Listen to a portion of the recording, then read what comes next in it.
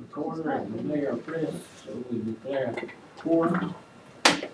First item under old business is the approval of the minutes of the January 5th meeting, and then it was, of course, recessed to January 17th, so we've got both,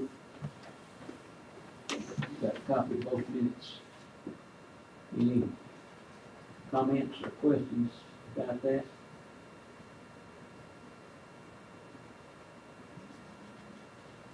I need a motion approved. A motion to approve the minutes. I say. Motion and a second. Any further discussion? All voting? Aye. Motion carries, all ayes. Next item on the old business is the concern we've had with the water bill at the high school and resolving that problem. The total credit, we calculated the total credit was $3,352.26.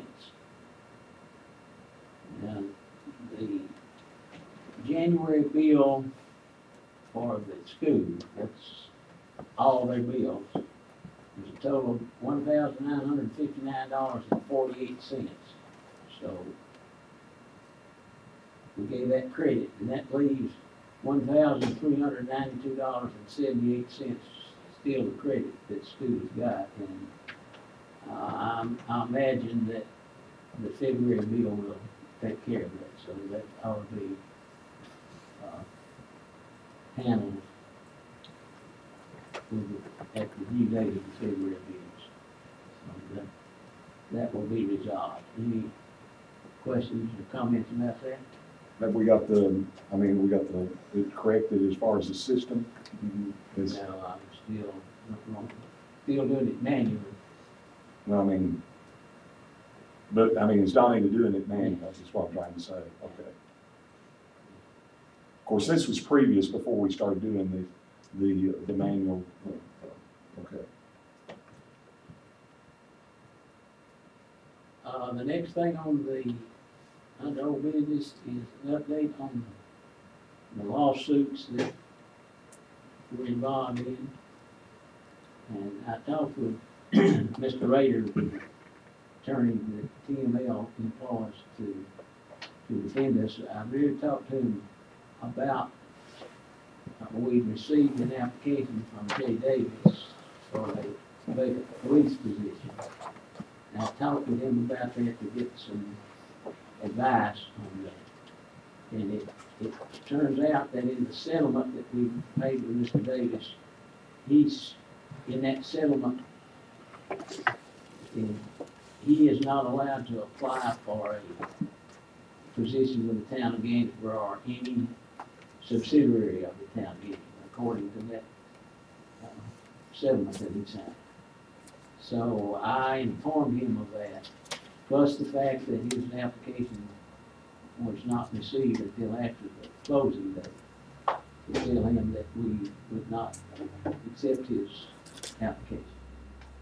Mr. Rader was in agreement with that. The other two cases that are still working, one with Mr. Broderick, he informed me that Mr. Broderick's lawyer was ready to drop that lawsuit. However, and Mr. Ellis may be able to comment on this, something in the state regulations or so forth that wouldn't allow that to be dropped at this point in time. And I don't know exactly what it was. I didn't understand it totally. So he says that it is, we'll have to go to trial. Mr. Rader has done the depositions with Mr. Broderick and everybody involved. And he said, Mr. Rader says that case has no merit, and that Mr. Broderick's lawyer agrees with it. matter of going to court, and he is confident that it will be dismissed at that particular time. I don't know what That's something I'm not aware of. Normally a plaintiff in a civil suit, if they're of age and all that kind of thing, can drop any lawsuit they want to. I've never heard of one that you couldn't drop. There must be a quirk to it that I'm not aware of, because normally all you gotta say is, hey, I don't want to pursue this, and it'll drop. Sometimes if there's minors involved, which is not in that, or there's other issues, it's conceivable there could be something that I don't know about, but I never. There could be a possibility there, because supposedly he gave the deer to a minor. That could have something to do with I that. don't know. Now, that might have something, that's the only thing I could think of that would, well, I don't know. I'm just relating what Mr. Rager told me. I'm sure Danny could, if I talked to Danny, he could probably explain to me why it can't, but normally, I file a lawsuit for you, and you say, Bobby, I've done it many times. You say, Bobby, I've decided I don't want to fool this thing any further. You want to drop it, it's just that simple. But that might have something to do with it, I don't know. And that thing's in federal court, isn't it?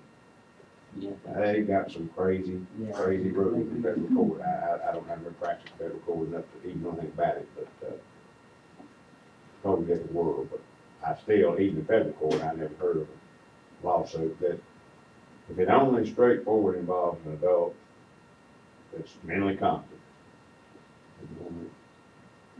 Unless somebody, and that wouldn't be the case, I could see a situation where somebody had come back in and sued them maybe, and maybe they're riding on the back of their lawsuit or something, they said, well, we've got to resolve this, But that's not the case, as I understand it. Just, Mr. Broderick just sued this town. I'm sure Danny could educate me on that, but I never heard of a lawsuit like that. That's what he told me, that, and from what he told me, that Mr. Allen, who is Mr. Broderick's attorney, conceded that, that there was no, that he didn't have any kind of right to stand up. That's Something in there that I'm not catching, and I don't know what it is, but there's something I'm not. That's all I know about Yeah. that. And the other one is the suit, Mr. Head, and his suit that he brought, and that the depositions haven't been taken in that case, but Mr. Rader said that would probably take place shortly. Not know exactly when.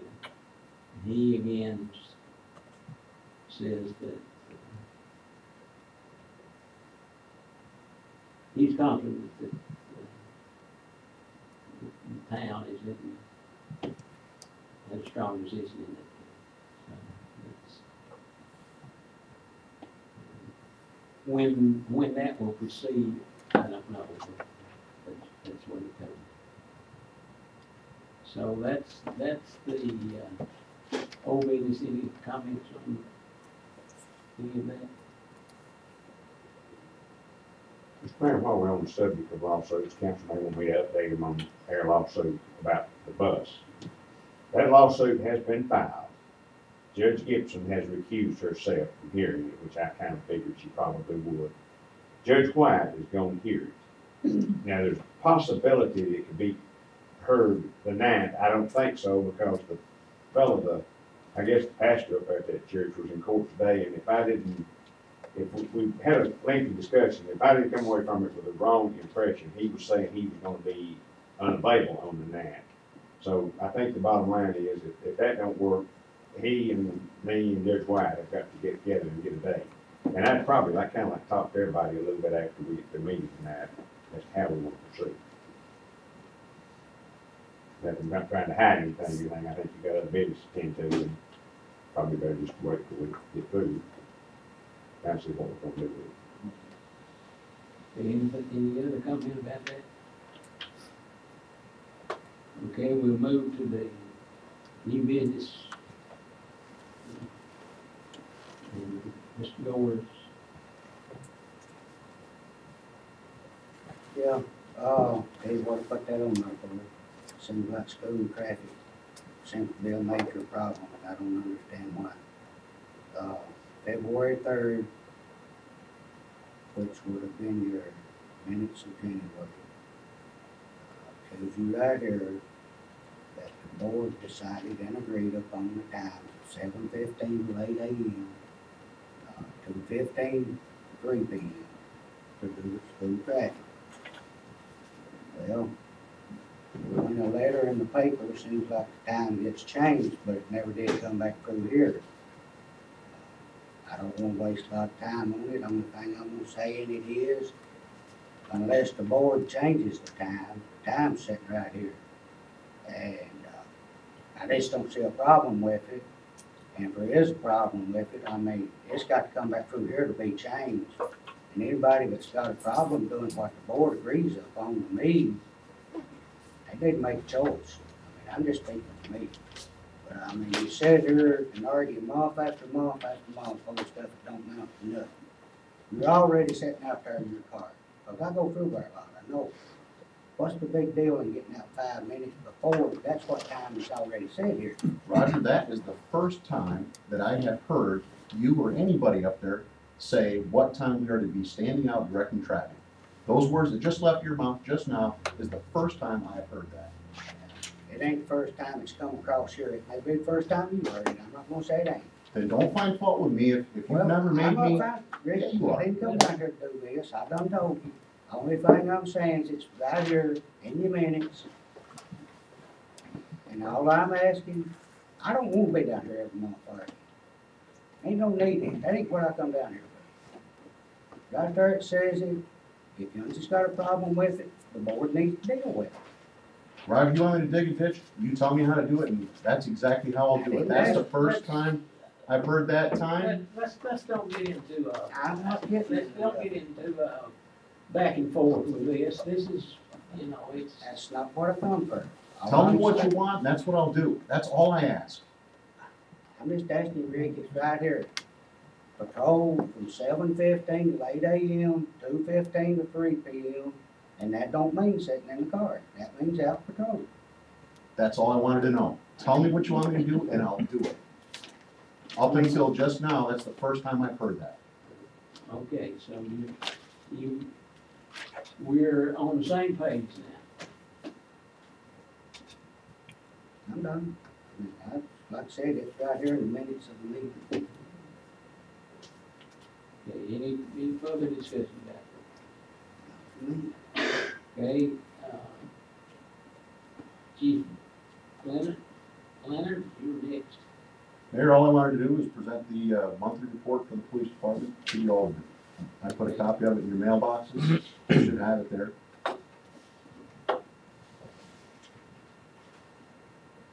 The schedule for February and activity log. Yes, sir.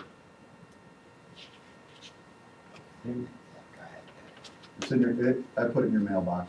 I'll get it. Any comment about that? No, except I'd like to have a month that worked, not the one that's gonna work. I'm sorry, Paul, what was I that? like to have it after the time you work, you know, you turn it in and hear which one's supposed to work this night and which one's supposed to work that, well, it don't come out that way. So I'd like to have it the other way, the end of the month, you know, end of your period. Okay. For the previous month. Well, you could do both, though. Yeah, that's no problem. Save it on the computer.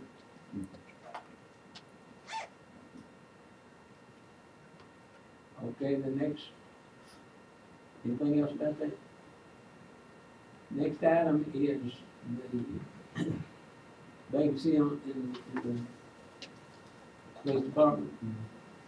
Interviews have been conducted. I think we got 3 good candidates, but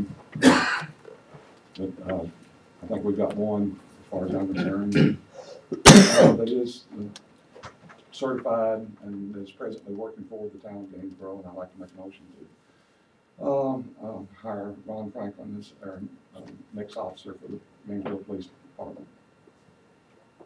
I said, motion and a second to hire Ron Franklin as the police vacancy. Any other discussion? All voting? Motion carries. So now, along with it, that puts us to a part-time, right? I give you a motion to hire. I keep thinking it's first. Well. I think it's Dale or Dan. Daniel? Dennis. Dennis. Remember what it is. But anyway, I'll give you a motion to hire him on the part-time. You make that recommendation. He's not certified. He will be as soon as he's hired. The way he explained it here, he's got his training, all he has to do is call a post when he becomes. Well, I don't understand how it works, but he says he still is till. there's a question, The 1 year, 2 year thing. yeah, 1 year or 2 year thing. And I don't have the answer for that yet. He told me the night that, he had 2 years. He told us May would be his deadline. In May is the deadline. I'll get that for you. I called him and they never returned my phone call. I'll get it for you. Well, I'll make my motion subject to that he can get that certification. Okay, we have a motion and a second. He called Mr. Webb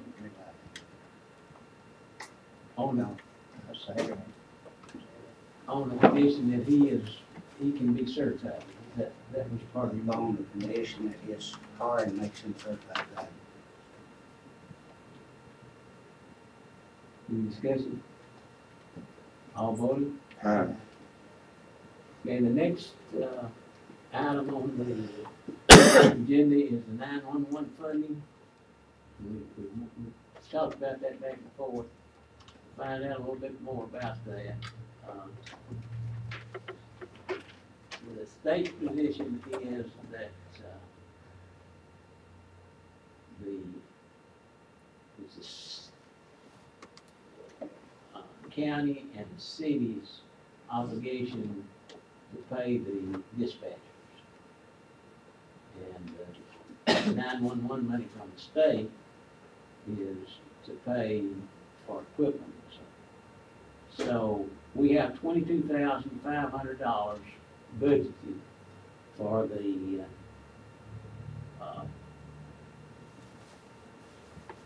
our portion of 911 costs. And in my discussions with people with 911, that will be sufficient for them for this fiscal year. We may have to look at something different next fiscal year. So that's in the budget. I don't know that we need any kind of, it's already been approved, That's not, not changing it, so I don't think that's any problem, just to give you that information. The next, is there any discussion about that? Okay, the next item is the water survey. We've been working diligently on the water survey. Of course, the state came and reviewed our water system, water plant, and the distribution system. We've been working to correct the things that they said were wrong. We're working, we have given them considerable information. That gives 2 deadlines, January 15th and February 15th. Some corrections that we've given them. We're still working on the emergency operating plan and the standard operating procedure for the distribution system. And we had to go back and rework a few things that we did that they didn't like the way we did them, so we had to go back and change some things, particularly on the water tanks. The screen and the flapper, and how the one up on the hill over this way, the way the dirt was around the foundation and so on. So we're working on that, but we think we're in pretty good shape. But Mr. Walker, who is the head of the Cookville office, informed me when I talked with him that probably would have a fine or not. The last survey, which was done in 2010, we reported several things we worked with that, and I thought we had it all worked out, but he told me that there were still some deficiencies, some things we didn't get done. So we'd probably receive a fine. Did he give you a dollar figure on that?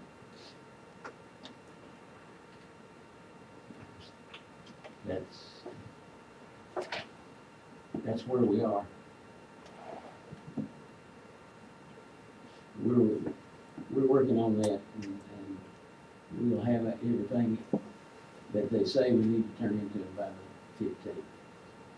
So he said maybe that would mitigate the fine to some extent.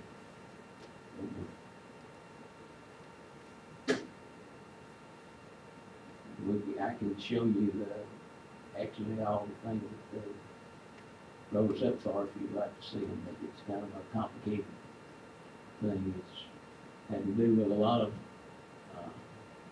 measuring devices that weren't calibrated exactly right. And then we had an issue with sampling the water in the distribution system that we've got worked out and straightened out. So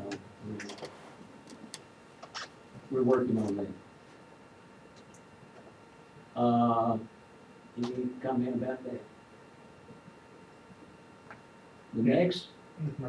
I said, John, picking this up on computer, because Yeah, we very well. Keep records better on the computer than we had them and weren't able to find them quickly when the fellow was here. Next thing on the agenda is, and this, just letting you know about this, but it will have to go before the planning commission to come back to the board in March. But we discovered that the sewer plant is not actually in the city limits. That when it was bought from Baker property that was not in the city. It was never put in the city. Deeded to the city, or never moved to the city. Yeah, so we will have a annexation resolution to annex this sewer plant into the city limits. And, Mr. Starnes is working on that. Okay, the next thing on the agenda, I don't see any problem with annexing. Needs to be, I assumed it already was. I mean, I wouldn't thought it wasn't. No, I'm fine. Okay, the next thing on the agenda is Paul Jr. with the fire department.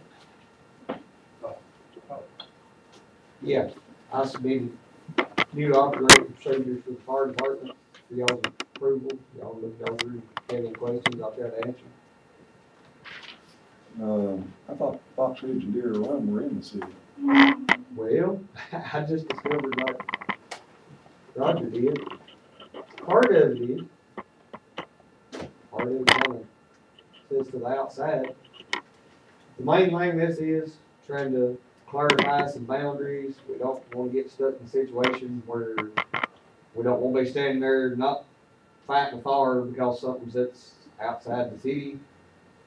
We want to try to get it all cleared up, and we can like I explained to the mayor, I'm working on getting the forms like the county does. If we respond to something that we find out is not in the city limits, we can on the backside bill their insurance for recoup use of equipment.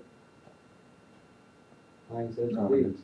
That's fine, that's just something I I always thought Nelson's plant one was in the city, and Mr. Smith over 911 informed me that they was not in the city. Found out the sewer plant wasn't in the city. I'm just trying to cover all my bases, and I reworded and covered as much as I could to take everything in the way we always responded in prior years. It's a little tricky if you go around. That's why I have so much wording in there to try to cover all the bases. I don't wanna get in a sticky situation with somebody's house on fire and nobody knows who's going where. I mean, and there's a lot of them mixed up that way. I know when you go around the river, I know you talk about that Cecil Hunter house and Yeah, those two that's there. not, So they're not in the city, but then when you pass them up, they go back to the city. you go back to the curve in Roddy Holler and it's in the Strange city. how it works. Yeah, I would think this needs to be a resolution, is that correct? yeah, I think so. He's got a place here for everybody to sign it. I guess it probably has to be done on Yeah. 2 readings. That'd be He's what- talking about Panorama Heights, of course, he's probably got a which I think is good, that since we've got the new water line up there and fire hydrants at Panorama Heights, and Roddy Hollow, that the would resolution, include that in our which is for the resolution. area that we respond to. It's for everyone. No, so- Yeah, this will have to be a resolution. What do you think? It seems like it would be. I think I understand it all, except I don't really know what a floating mile is. I'm not familiar with that term. Well, we can't sit there and look down as we're going down the road. If it's somewhere close to a mile, I mean, the way the limits go in and out and in and out. And says we should be available to assist outside this boundary with, I assume that's outside the floating mile, Yes, with 1 truck and 2 personnel. I mean, are we requiring ourselves to do that, or are we just saying? we always have prior. Anytime we rolled outside of our boundaries before, we've always had to either call into the mayor or one of the aldermen or the town recorder to notify them that we was taking a truck and a couple personnel outside our boundaries. So basically, what you're saying here is that you just want to avoid that phone call? No, it says per management approval. I will have to contact one of them, let them know that we're taking a truck and 2 people outside of our boundary to assist the county unit for whatever they may need, like, maybe the Vestal Johnson's incident or something of that But nature. that's not going to turn into every time occurrence. It should not. I just, The county's normal policy is, I don't want to bind us to going 10 miles outside no, the it, city every time, you know. it shouldn't, the county's normal policy is they page the 3 closest units. That shouldn't, I mean, most of the time they wouldn't need us unless it's something, you know, real large fire like Johnson's garage, something of that nature. That's what I'm saying, basically, you're saying unusual circumstance. And, like I say, per management approval, if I call you up and say they're needing us to come out here and you're like, well, you know, is it real bad? Do they really need the units? And I tell you that, well, so-and-so's truck down and it'll be up to you to say, go ahead. Go on Yeah, with but it. basically, But what the I'm way getting we at would- there is, we can't do that once we leave this table. We can't The way, tell you what you can do, the way, what I'm asking for. my response to that would be, if you called me and said, we need to go, I'd say, if you think you need to go, you go. You know, I don't think, you know, we'll try to, Basically, you're gonna have to agree to that right here, because outside the meeting, and every one of the 3 of us really can't. And I guess my question is, are we obligating ourselves to do that? And if we're obligating ourselves to do it, what exactly are we obligating ourselves to do, right? In other words, let me just give you an example. Let's just say that you got a call that the telephone company out on Ridge was on fire. What would happen? Well, we have the 911 director here, what would be the normal procedure? The Twin Lakes See, telephone, If Twin Lakes caught a fire, they would page out central over here at the bottom of the hill, they'd page out south side, and the next closest one would be Dawson's Branch, would be the 3 county fire trucks. If neither one of them 3 was paged, they'd page them same 3 out, then they'd page Flynn's Lick out.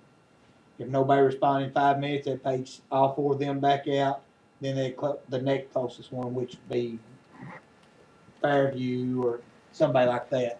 And they keep going till they got to the 9 county fire departments.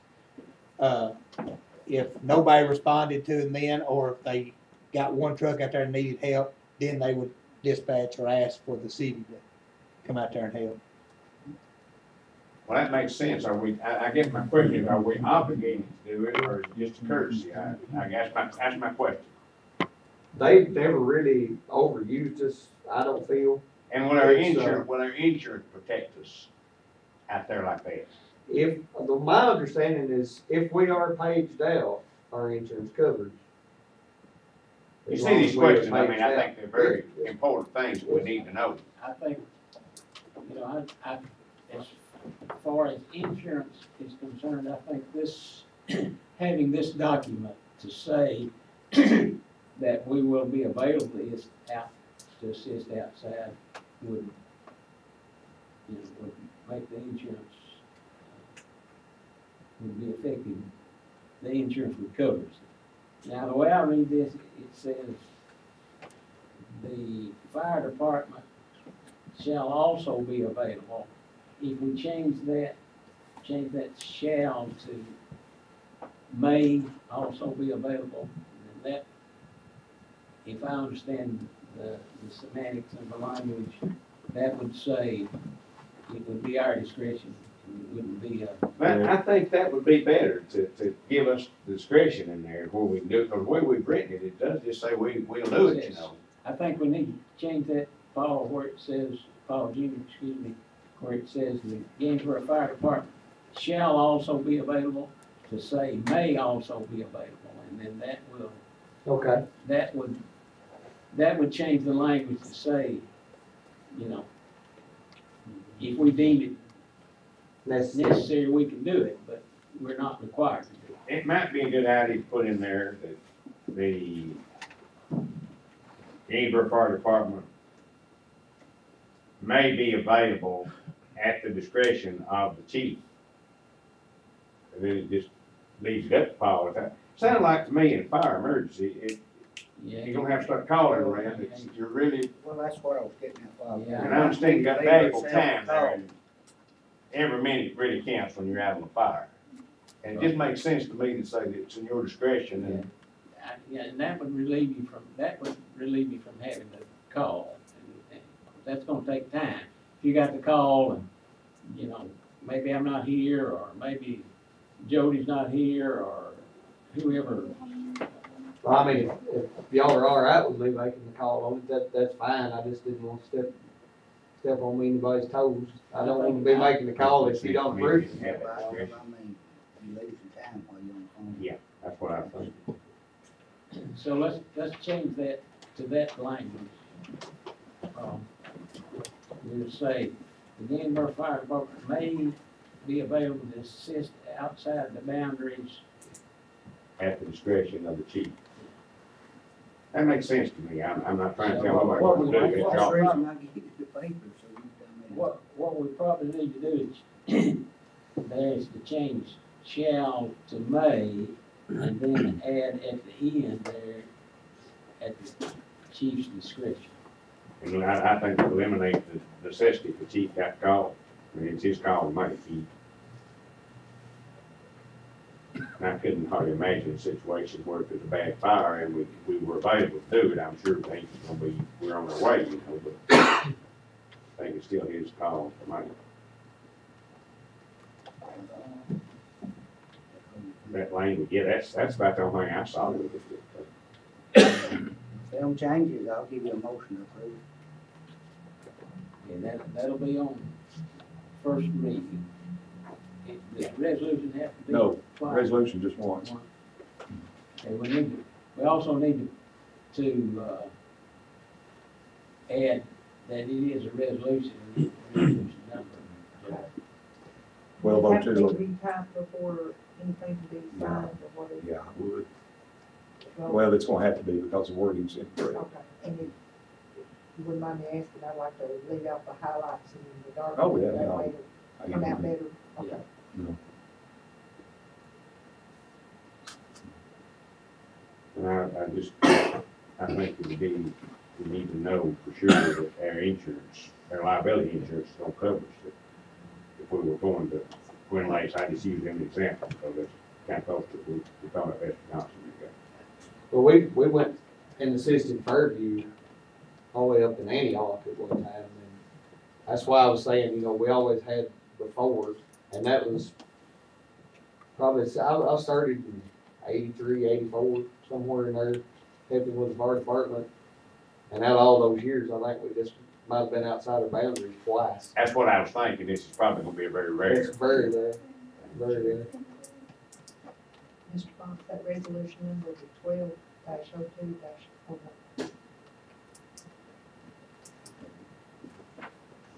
We have a motion to approve resolution 12-2-01, which is in regard to the fire department coverage. We had the motion. Oh. I see. Got a motion and a second. Any further comments? All voted? Uh, Okay, the next thing is, I, which is no, you followed. skip the fluoride. Oh, did I? Okay, I'm sorry, H, fluoride. Yeah, Okay, I didn't mean to skip you, Chester. That's what I want to bring in front of the board, this fluoride that we use in our drinking water system down there. From what I've heard and what I've heard from other places, that we no longer need this. It's a cost to the town. And so I want to bring it in front of the board and let the board decide whether we want to continue that or we want to discontinue that. But it's something that ain't necessary to be done this time. At one time it was, but now it's an everything, toothpaste, it's an everything, that they don't require that. And it's a pretty good cost to the town. And if we're gonna continue it, we'll Well, have to, Yeah, I have to reorder something. reorder something right away. I've seen ours with no blood.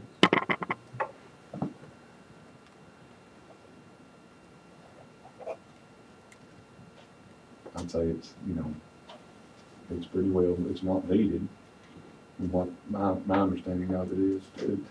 And plus, if you got fluoride in your toothpaste, you don't need it. Plus, it can be, they're finding out, from my understanding, it could be harmful in ways There are some states.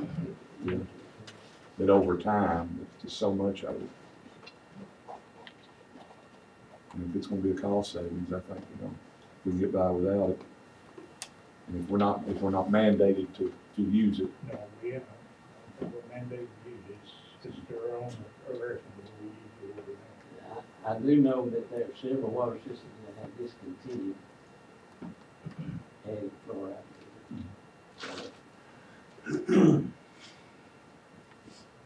I'll give a motion to discontinue the use of fluoride in our water system.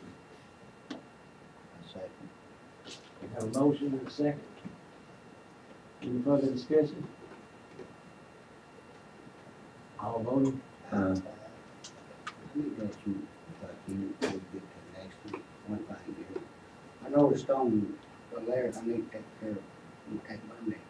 On the letter, it says Mike as assistant chief. I'll make you a motion to appoint Mike as assistant chief, but that has to come to the board. He's been assistant chief long before I got here. I don't know about that, I didn't make him assistant chief, he's Oh, been that. well, no problem. I'll just make it legal right here. I'll make you most of the appointed assistant chief. Okay, I second. Motion I and wasn't second. aware of that. Until I looked at this. Okay. Motion and a second. Designate Mike Head as assistant police chief. Any discussion? All voting? Okay, the next, next one that I tried to go to too quick is,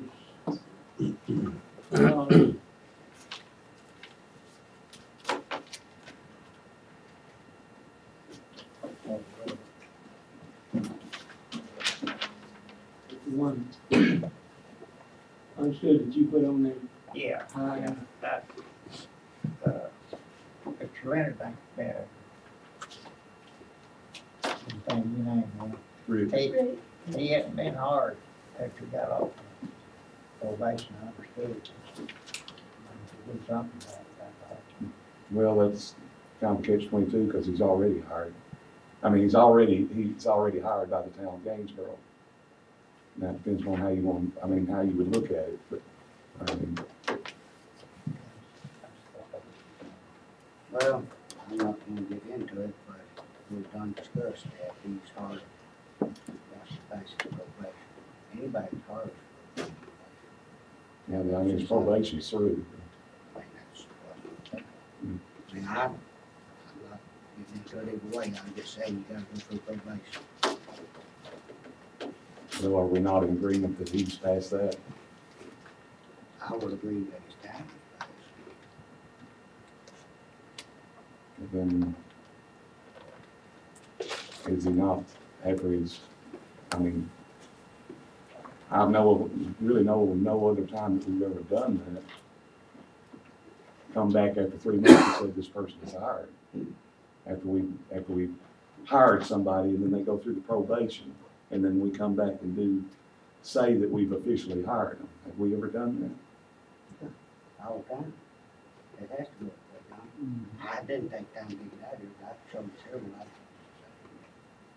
You have to be through the probation and hard afterwards. I don't recall.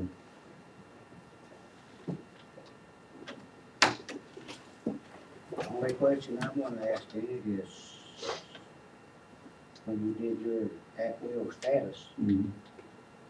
does that change to 3 months or 6 months? It was 3 months. Probation went to 3 months, Mhm.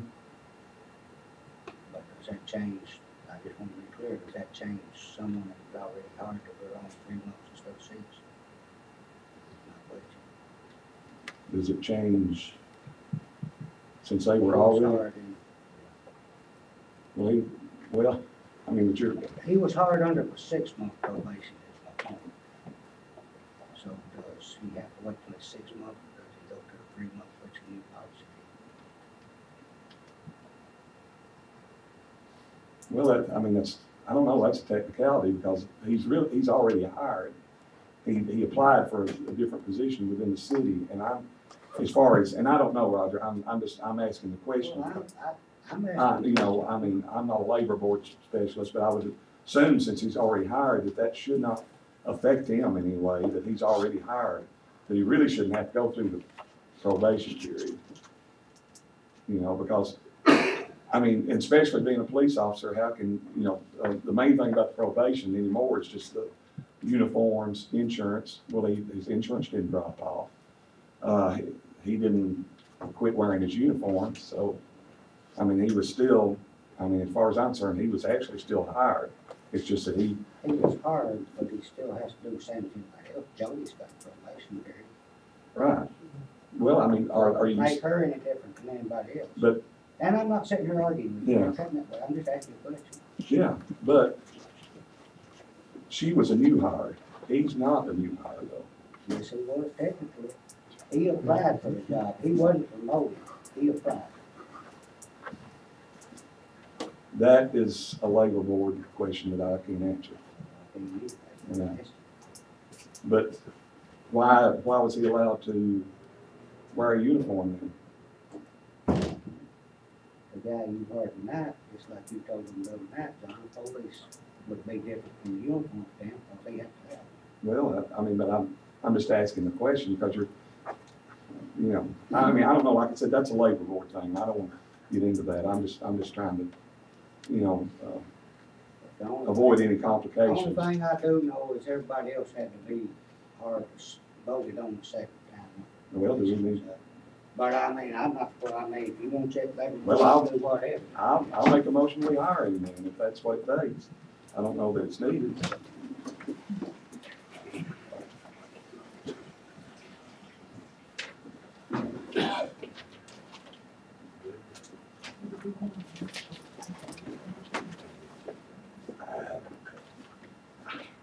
I don't know. I don't know how that works.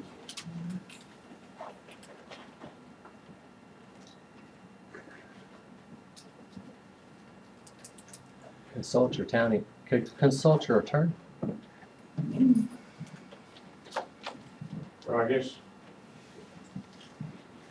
y'all want my comments on it? I don't know that I can help you much more than John had. I had always kind of been under the impression, but as I think back, I think maybe, perhaps, maybe once I can, I'm thinking it was just kind of a formality more or less, that after the probation, if you did hire him, seemed like I do remember you doing it. You probably got it there. If you got to say you got it, I trust you got it. Oh, no, I was just looking, because I flipped through my book earlier, and John was to say he wasn't aware of it. He actually seconded the motion for me several months back. It seemed like we did have, the one that sticks out in my mind is Terry, when you hired her. It seemed like there was something that you did. I don't know if it's mandatory under the charter or not. I'm not researching, I've asked to. Don't know the law. I guess there are two questions. One, is it necessary to take any action to, I guess, affirm the fact that the individual has completed the probation period? That's the first question. Or do they just automatically, the probationary period is, I guess, what, 90 days now? Mhm. When it served There's 90? I'll say this, there is no wording under the way that it's worded. There's no wording to say that it has to come back and be approved by the board in the ordinance. It just says there is a 90-day probation period. I'm thinking if they did on her and Mr. Gore says they did, and I don't question it. But I just wondered, I had always thought prior to that, when you went to work on the probationary period, that it was just automatic when you completed your probation, that your status changed to whatever they call it at that point, whatever, I guess, whatever you're working for. But I'd always kind of thought that it just, when you complete that probationary period, it just automatically. What I think, unless somebody objects. You know, in other words, if you complete the probationary period and somebody, or about to complete it, and somebody says, hey, I don't think we ought to keep that person, then I think that's what it was all about. But after the period was hired, of course, as I understand it, no matter what, whether you call it probation or not, every employee is an employee at will. Right. After that anyhow, so it may be a moot question. When the probationary period was in effect, if I understand it correctly, before the at-will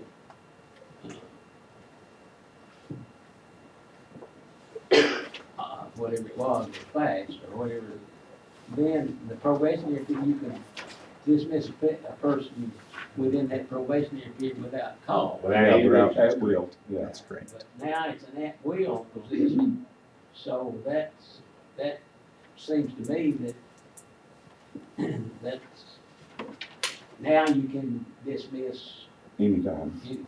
Yeah. Kind of does away with probation. It does, and I was even advised that, or not advised, but when I was discussing all this with MTAS, excuse me, not TMF, their advice was really to do away with the probation period. And I explained to them the only reason that we would keep it would be because of the uniforms, insurance is the main reasoning behind that. But they said that in all actuality, there is no such thing as a probation period. So basically, all you're doing is kind of using the title probationary period to cover the insurance Right, situation. insurance and uniforms, if needed, as far as that's concerned. But within the same I do know in the ordinance that I wrote, there was no wording to say that the board had to come back and, I think it's just a moot question, really. I don't think it's gonna change the chief's status, no matter what you do here tonight, unless you dismiss him. Because if the probationary period is up, he's an at-will employee, which is the same status as being on probation. like I said, I don't know the labor board's. And a minute ago, I believe you mentioned the insurance, I guess his insurance is done kicked in anyway. Well, it's never stopped. I mean, it's right, Rick, I mean, it's correct. Actually, the town paid for insurance, they shouldn't have if you want to get down to it, because it was on probation, and you don't get insurance on probation. I'm not gonna argue that point, but if you want to get right down to it, he wouldn't pay. I mean, we've done payment, that's fine, ain't arguing. But During what? Jody don't have no insurance.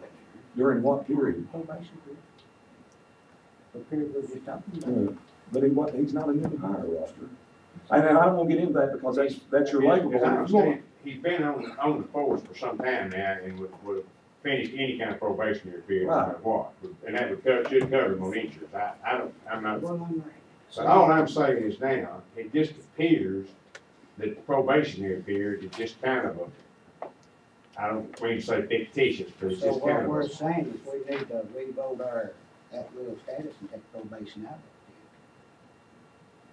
I mean, we could reword that. And You just will too, if you ain't gonna follow it. I mean, Well, it might be better, instead of saying probation, you might say that it would be, they would not be covered by insurance. I don't know I don't know how that works with insurance, but I think that sounds like the key issue here, is the insurance. Right. And it's I'm not arguing chief- either way, but. The chief proponent, he already had the insurance, I mean, he had already had insurance. He already had insurance. Yeah. He was already an employee. I may be misinformed, and I have done it. What's significant now is, I think, in my opinion, when the new regulation went in to make everybody an at-will employee, then the probationary period, before you can dismiss at will, and that probationary period is, It's fictitious anymore, that doesn't exist. It pretty much is, but That's why I'm telling you, just well leave it out if that's the way it is. we can do that. But that'll have to be through an ordinance to change that part of the wording. But it just appears to me it doesn't make any difference.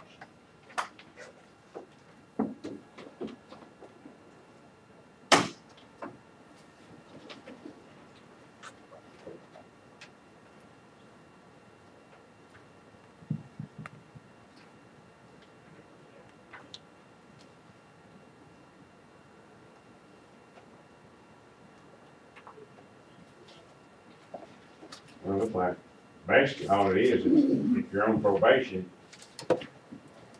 if assuming you've got a probationary period, during that time, you get no medical insurance, no sick days, no uniform. But if you complete that probationary period, the only change is that you get your insurance and your sick days kick in. And it goes back, everything's retroactive, looks like, back to the, except for insurance, back to the day you were hired. That's the way I read this. In other words, if I went to work under this policy, and I worked 3 months, 90 days, or whatever we call it, 3 months here, okay, and I got sick within that period, I wouldn't be able to use any sick days. But if I finished those days, I would automatically get a six sick day credit at that point. That would be 2 days a month. So basically, at the end of my 30 days, I would automatically have, 90 days, I'm sorry, I'd automatically have 6 sick days. That's the way I read this. Actually, I think it accumulates a half a day a month, see if a person. This says sick days, six, there will be 6 days credit, there will be sick days credited 6.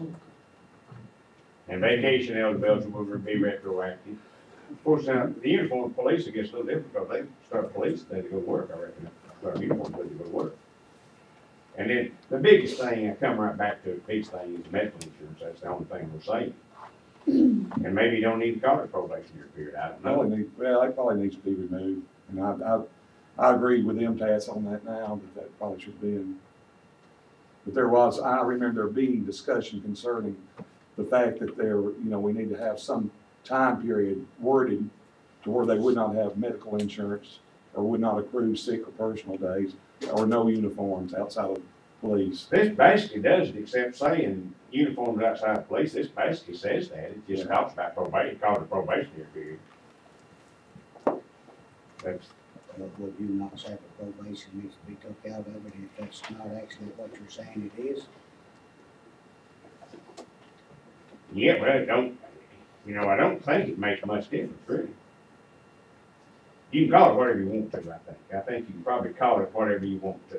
You just, if I went to work for the city today, full-time employee, under this policy, I would know that I would not have any insurance for 3 months.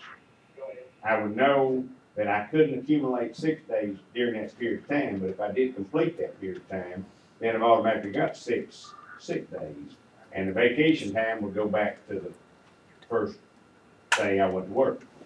That's what this says. And then the uniforms is another question altogether, because the police get uniforms today to go to work, I reckon. See what I'm saying? It says, Oh, you read it, you understand what I'm saying. That's, so I don't know, But what I'm saying is like, John, I mean, if you're saying, which I understand they're at will, they can be dismissed first day. First day or second And day or that's just the way it is. first year. So what I'm first saying, 5 years. actually, the probation part needs to be took off of that. Yeah, you could probably eliminate probation, just say, Because you're not gonna come back according to this, if I'm understanding what you're saying. In 90 days, they don't come back as they used to be. it just seems to me like that'd be a waste of time to me. Well, I'm asking your opinion. That's what I'm saying. I don't see what benefit that anybody would gain from that. Because under this new policy, any employees you've got here can be terminated just like that, as I understand. And the only thing this changes, having that language in there, is anybody goes to work, they know they're not gonna have insurance for 90 days. It's 3 months or 90 days. And they know that if they need sick days during that first 90 days, they're not gonna have them. But they know if they complete that 90 days, then they're automatically, you start out with 6 days, and on your 4th month, you start out with 6 sick days. If forward any vacation rights, it goes back to the first day. Now, the uniforms, I don't really understand that part, because anybody that works for the city, that wears uniforms, seem like they have them the first day that they go to work. What about that part? That's one thing that I don't.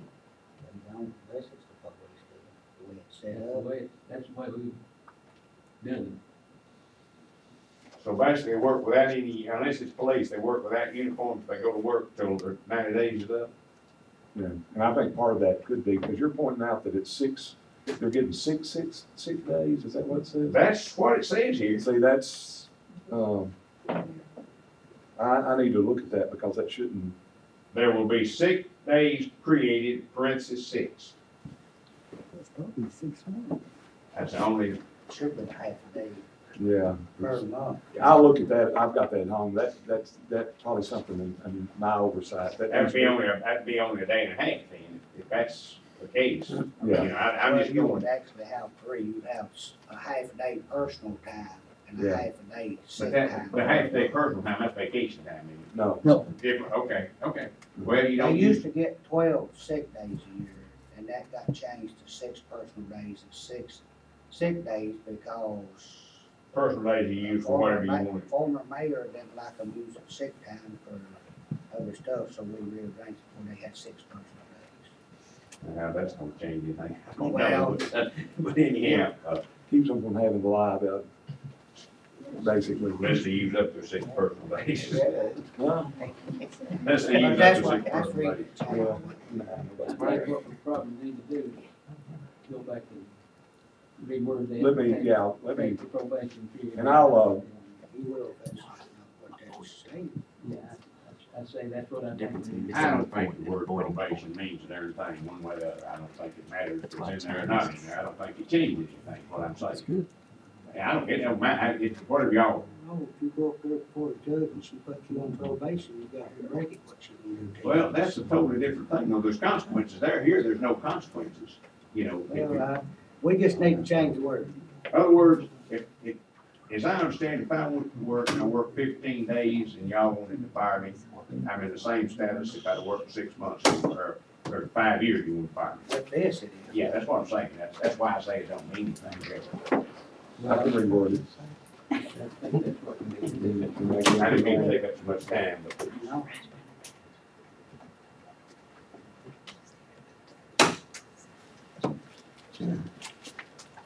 Go through that one.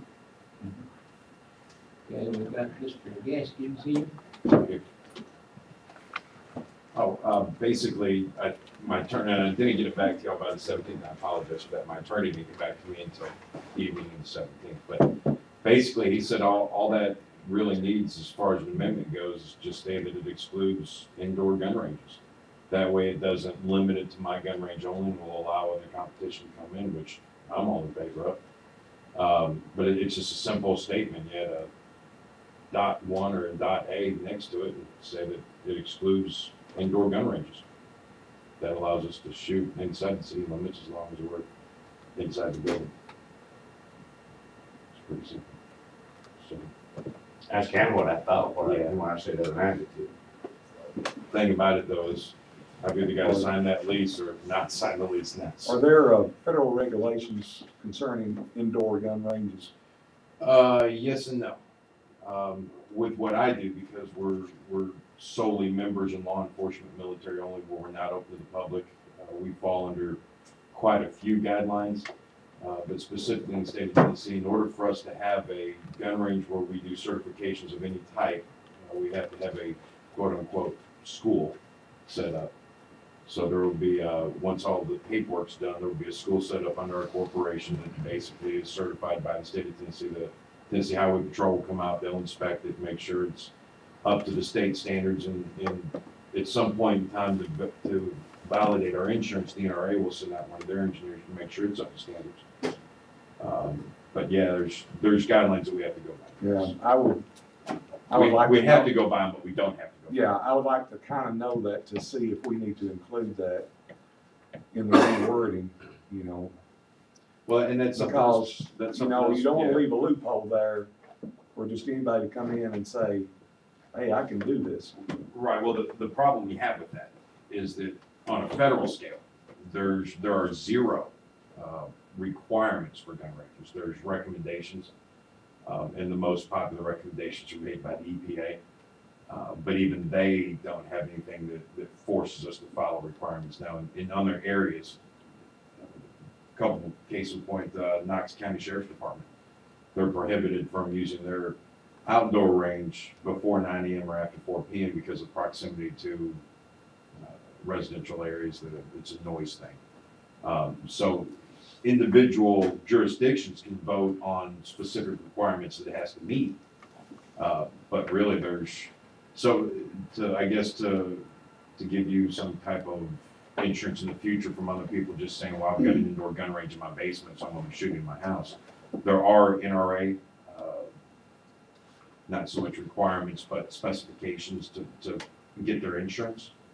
And there's, through the state of Tennessee, there's requirements in order to become a certified classroom, certified school to do specifically carry permits, Right. which we will be doing.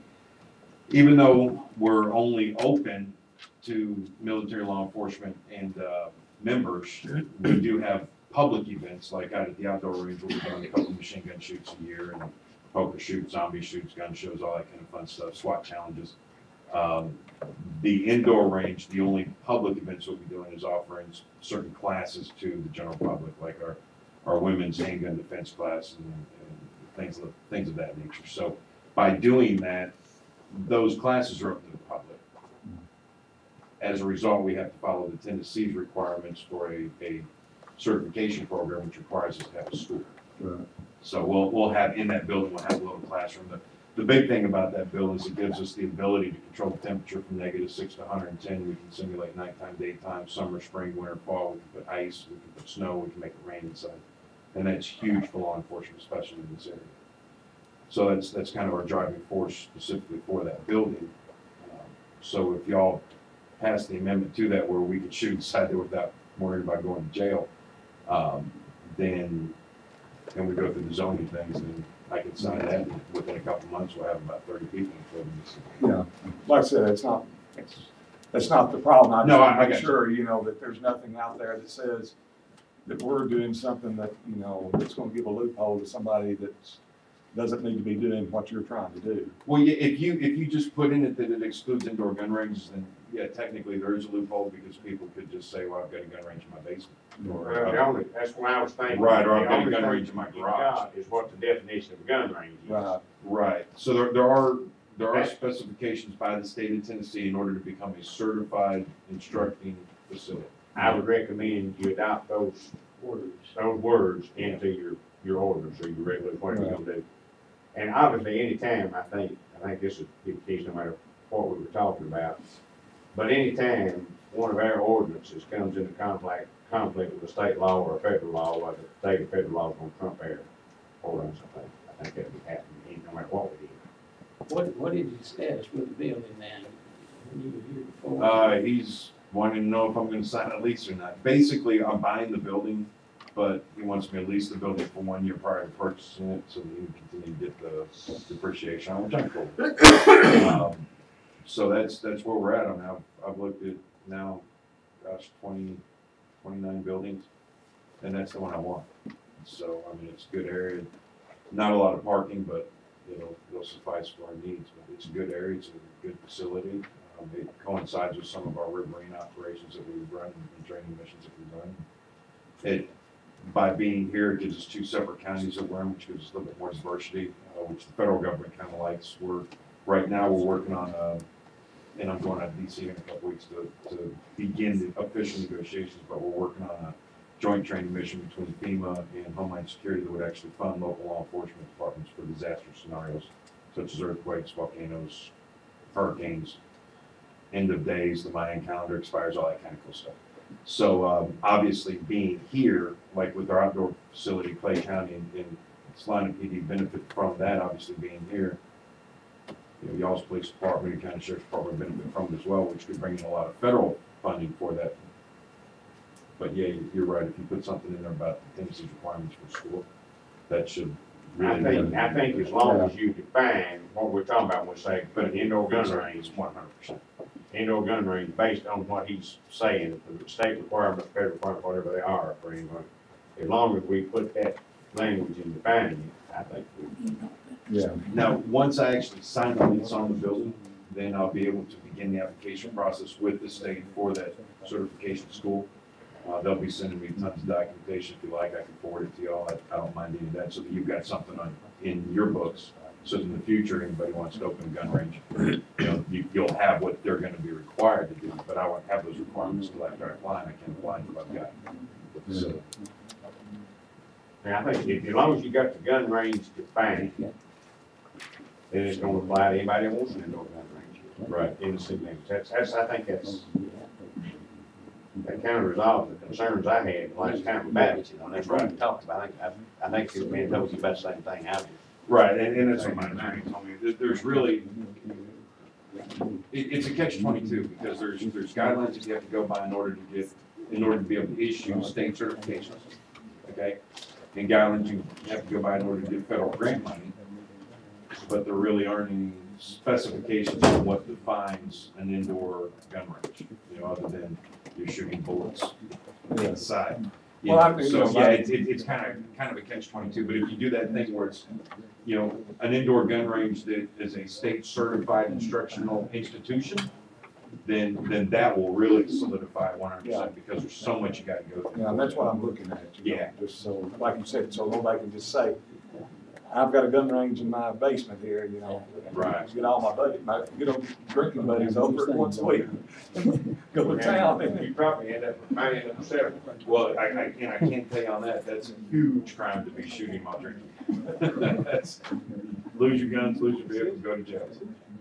So, yeah, that's, 3917, That's- 1321 to be exact. Cover the bases, what I'm saying. right. I said 3917, 1321 to be exact. So,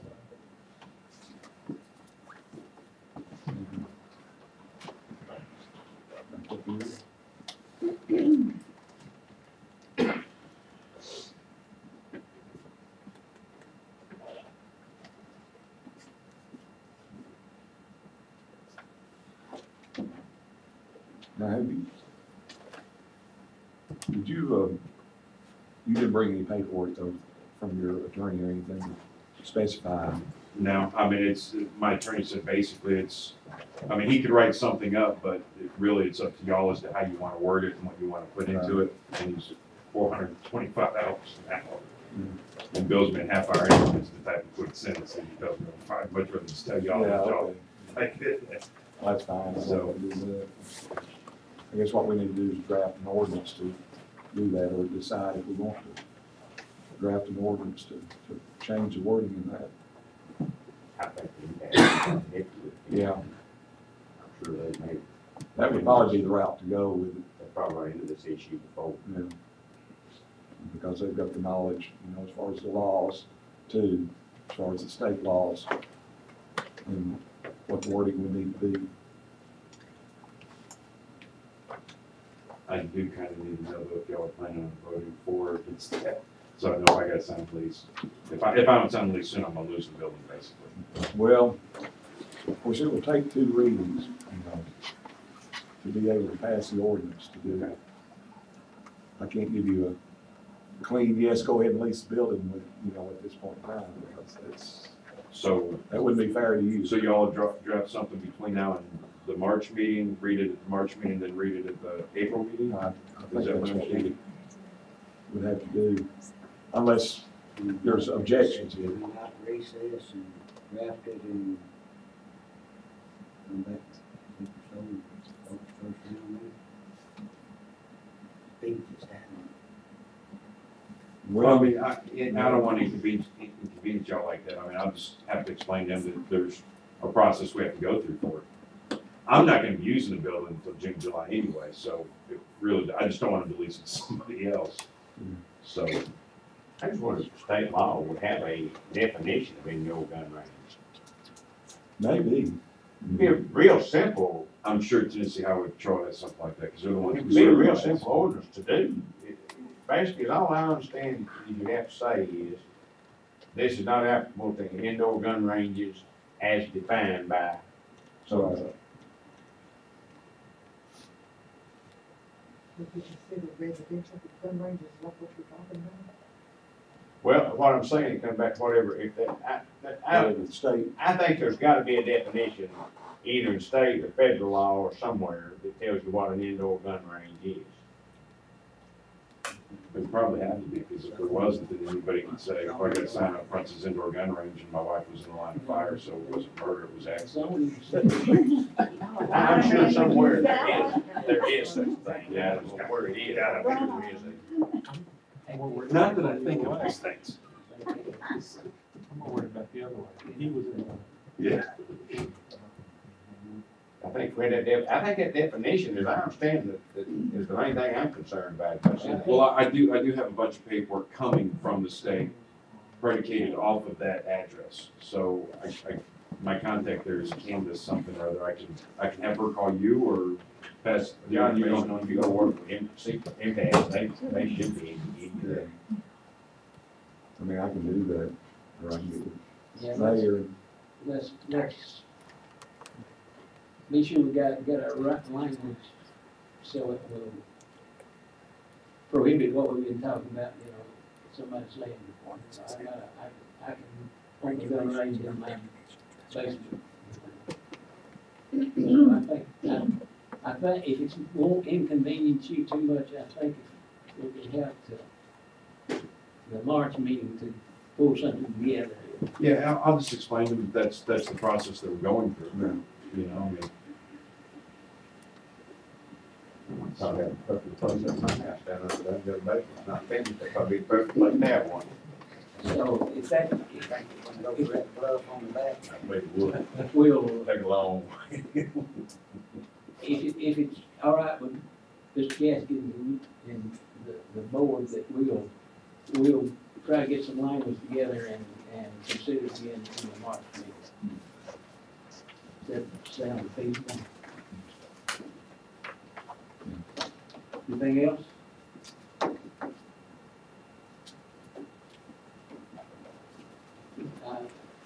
We have a representative, Friends Animals here. I don't know if you want to address the board. Yeah, I would like to. Okay. Good news is I'm not here to ask for money, and I'm really here to help you. I met with Chief Bernard, that was yesterday? Yeah, and we had a great conversation, and so I thought I could probably share some more information with you guys. Our mission is spay and neuter for animals, and we've gotten over $100,000 in grant money to help Jackson County residents get their pets fixed. We get a lot of calls about strays. Not our issue. We're not animal control. That's the responsibility of the municipal government. It's not unpaid volunteers.